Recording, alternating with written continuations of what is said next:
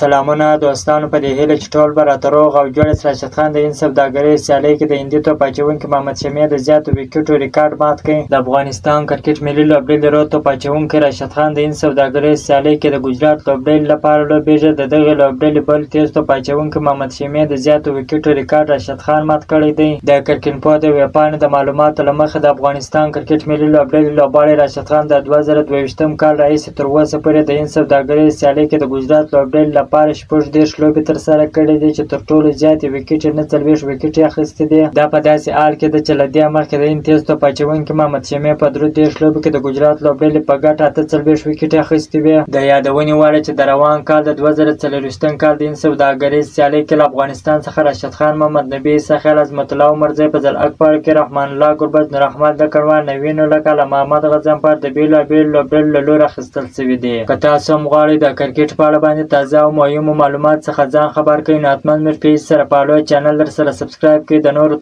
تازه معلوماتو لپاره نور سره اوسئ. تر بلې ویډیو پورې د الله په امان.